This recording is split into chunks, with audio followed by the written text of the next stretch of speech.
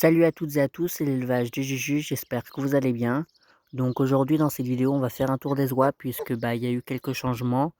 Ce que j'entends par changement, ça veut dire un départ. Il y a également 2 bonnes nouvelles. Donc la première bonne nouvelle, vous l'avez vu, sur mes shorts, j'ai eu des naissances et du coup, je vais aller vous montrer tout ça en fin de vidéo. Mais, dans un premier temps, on va commencer par, du coup, les repros. On va commencer par les Toulouse à Bavette. Donc là, on a Victor. Victor qui est toujours à mes côtés. Voilà, il me surveille, il me suit partout comme un petit chien. Franchement, c'est un amour. Un Victor et du coup Victoire, Victoire, c'est là où il y a la bonne nouvelle.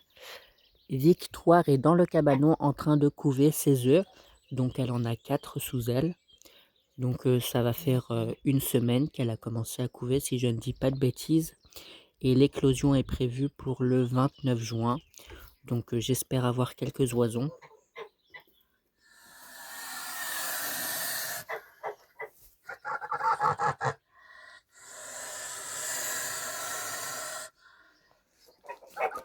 Je vais pas trop la déranger. Pour l'instant, j'ai pas encore miré les œufs, je préfère patienter encore 1 semaine, voire 1 semaine et demie. Donc ouais, je pense que là, on est en fin de week-end, on est dimanche. Je pense que dimanche prochain, je vais pouvoir commencer à mirer les œufs pour voir un petit peu, ce qu'il y a de bon ou pas. Si jamais j'ai des oisons, je vais tous les garder, peu importe le sexe. Voilà, je sais que je vais pas avoir de très beaux sujets parce que, du coup, Victor, ne correspond pas aux standards de la race. Enfin, je sais que il a pas le physique, d'une Toulouse à bavette, mais avec, Victoire, je pense que je peux sortir de beaux sujets. Mais voilà, pour, les personnes qui se demandaient qu'est-ce que je vais faire des oisons, eh bien, je vais garder tout le monde pour agrandir mon cheptel. Que ça soit mâle ou femelle, je vais vendre personne cette année. Voilà pour les Toulouse à bavette, donc maintenant on va passer au Danube. Pour les Danube, alors je vais éviter de rentrer dans le parc parce que, quand je suis dans le parc, elles sont très peureuses et là en plus on les voit bien donc c'est parfait. Donc j'ai pas besoin de rentrer. Du coup, chez les Danube, alors la dernière fois que vous les avez vues, alors la femelle était sur le nid en train de couver. Donc elle a eu des petits, elle a eu, 3 petits oisons sur 4 œufs et d'ailleurs, c'est les oisons qu'on ira voir, en fin de vidéo. J'ai enlevé les oisons le jour même de leur naissance pour éviter que, les rats me les tuent. Ce qui fait qu'après, j'ai fait découver la femelle. Je les ai laissés pendant 3 4 semaines dans le champ aux ânes et ensuite, je les ai remis du coup, dans leur parc pour, du coup alterner tout le monde, dans le champ aux ânes.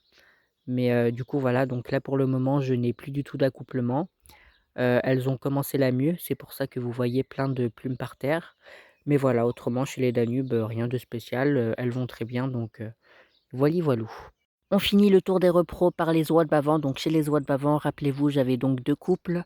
Actuellement, je me retrouve plus qu'avec un trio parce que j'ai décidé de vendre Arès pour plusieurs raisons. Déjà pour commencer, il était très mauvais en reproduction. Sur 7 œufs, j'en avais seulement un de bon et sur 6 œufs, j'avais 3 œufs de bon donc là, c'était assez correct. J'avais la moyenne. Mais voilà, il était vraiment pas bon, donc j'ai préféré m'en séparer et je trouvais que, du coup, au niveau du standard, ce jar-là était beaucoup mieux, donc c'est pour cette raison-là aussi que j'ai décidé de vendre Arès. Et chez les bavans, je vais me séparer de personne, c'est-à-dire que du coup, mon trio, c'est mon trio pour la reproduction de l'année prochaine. Voilà, je garde tout le monde. Cependant, je vais quand même garder un petit mâle que j'ai sorti d'Arès, parce que j'ai une petite peur et je vais vous expliquer ça.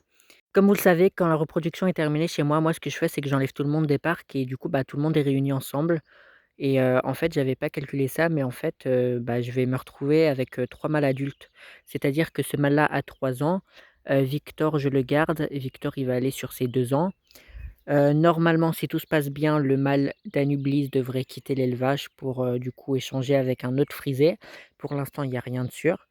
Mais en tout cas, si je récupère du coup le frisé, ça va être aussi un adulte et j'ai peur en fait que les mâles se battent et j'ai peur d'avoir des pertes. Ce qui fait du coup que, je préfère, garder un jeune bavon que j'ai sorti avec Arès, un jeune mâle et si je vois que, ça se passe mal, je vais, trouver une solution, c'est-à-dire me séparer du coup de ce mâle-là ou sinon, ça serait de le laisser dans un parc seul, pendant tout l'hiver.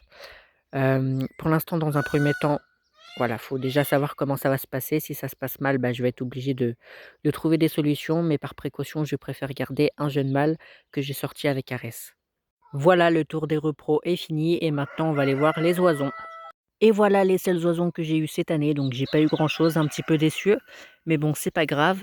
Donc cette année j'ai sorti 3 oisons de bavant, donc j'ai 2 mâles et une femelle. Donc là vous avez un mâle, le deuxième mâle et la foncée c'est donc une femelle. Voilà, donc les oisons ont 1 mois. Allez bébé. Donc toute la journée ils sortent, voilà ils ont accès à toute la pelouse. Donc voilà. Ils profitent bien. Et du coup, bah voilà, comme je l'ai dit, je vais donc garder un petit mâle pour l'instant, je ne sais pas lequel encore. Et autrement, il y aura donc un autre mâle et la femelle à vendre. Donc voilà, voilou pour les oisons.